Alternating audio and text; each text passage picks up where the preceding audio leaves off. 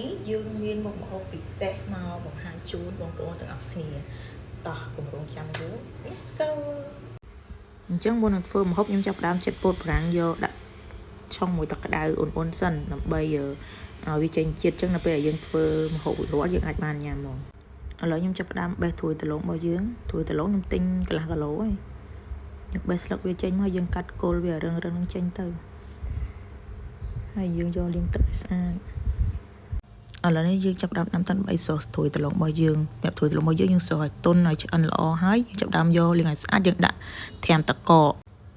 ឥឡូវយើងងាកមកធ្វើទឹកត្រីកោះកុងរបស់យើងវិញសម្រាប់បងប្អូនចូលចិត្តហឹរឬក៏ចូលចិត្តអត់សូវហឹរអីដាក់តាមចំណង់ចំណូលចិត្តទៅសម្រាប់ខ្ញុំចូលចិត្តហឹរល្មមដែរហឹរដែរអញ្ចឹងណាអញ្ចឹងយើងបាត់វាបុកវាឲ្យម៉ត់មកស្ករប៊ីចេងអំបិលទឹកត្រីក្រូចឆ្មាអញ្ចឹងបងប្អូនចូលចិត្តរសជាតិបែបណាគឺលាយគ្រឿងបែបហ្នឹងទៅសម្រាប់ខ្ញុំចូលចិត្តយ៉ាងដិតអញ្ចឹងណាអញ្ចឹងខ្ញុំថែមថយសម្រាប់មាត់របស់ខ្ញុំតោះមកយើងដាក់គ្រឿងថែមទៅយើងតម្រូវតាមមាត់របស់យើងទៅដាក់ក្រូចឆ្មាទឹកត្រីរបស់យើងរួចរាល់ហើយអញ្ចឹងខ្ញុំអែតថែមទឹកជ្រលក់អំបិលម្រេចមួយទៀត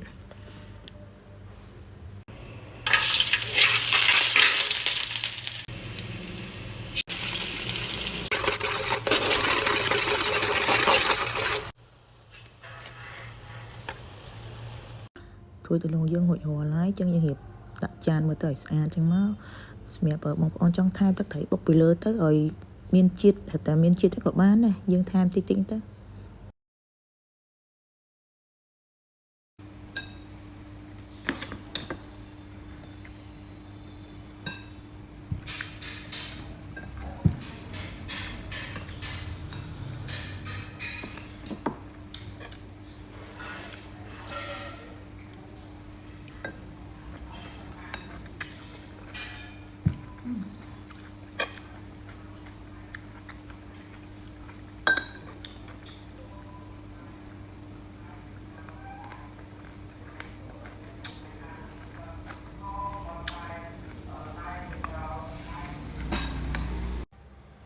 អូយហ្នឹងហើយវីដេអូញ៉ាំមិញសំឡេងលាន់លឺខ្លាំងដោយសារតែចិត្តផ្ទះគាត់ធ្វើផ្ទះ